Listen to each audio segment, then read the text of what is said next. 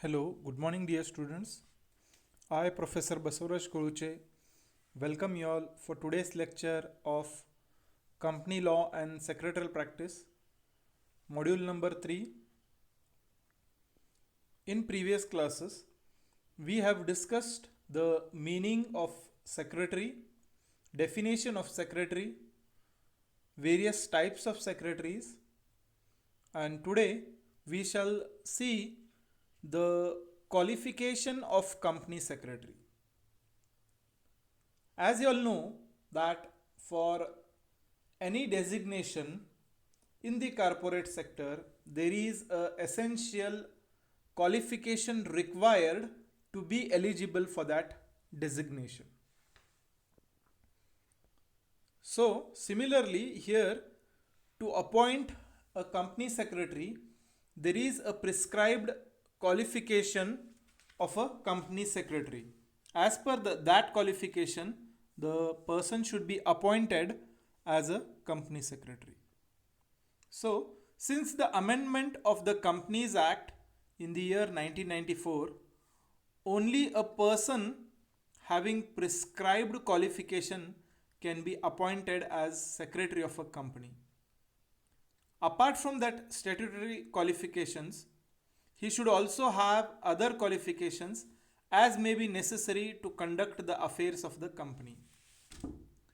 Before 1994, there was no prescribed qualification for company secretary. But after the amendment of Indian Companies Act in the year 1994, a person should have a prescribed statutory qualification to be appointed as a secretary of a company. So, a person should have a certain statutory qualification. Along with that, he should also have other qualifications which are necessary to conduct or to take care of the affairs of the company. The statutory qualification, according to section 2 subsection 45 of the Companies Act 2013, we shall discuss some points which are essential to be or which are essential for the as a qualification of a company secretary. Let us see those points. The first point is a company secretary must possess the qualifications prescribed by the central government from time to time. Here, the central government notifies any changes through the gazette of the central government. So here, a company secretary must have the required qualifications prescribed by the central government from time to time.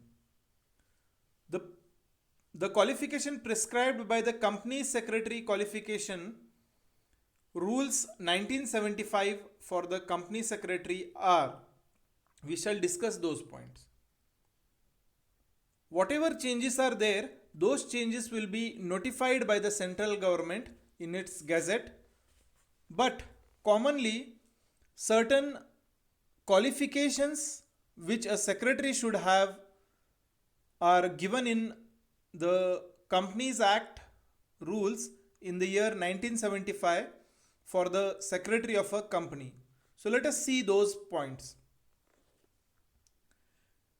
Here, the first point is, in case of a company having a paid up share capital of rupees 5 crore or more, the secretary must be a member of the Institute of Company Secretaries of India, incorporated under the Companies Act 1956 and licensed under section 25 of the Act.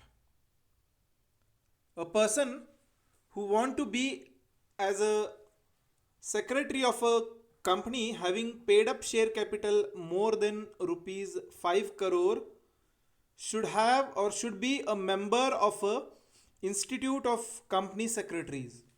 a person should say clear the company secretary examination and should be a member registered in the Institute of Company Secretaries and should obtain a license from Institute of Company Secretary as per section 25 of the Act. The second point is a person who is a member of the Institute of Chartered Secretaries of London shall also be eligible for appointment as a secretary of such a company. Here, the person either should be a member of a Institute of Company Secretary of India, or the second point says that even if a person is a member of Institute of Chartered Secretaries of London shall also be eligible for appointment as a secretary of a company. A person can be secretary or a member of Institute of Company Secretaries either in India or in London. Then the next point is, in the case of any other company, one or more of the following qualifications shall have to be possessed by the secretary.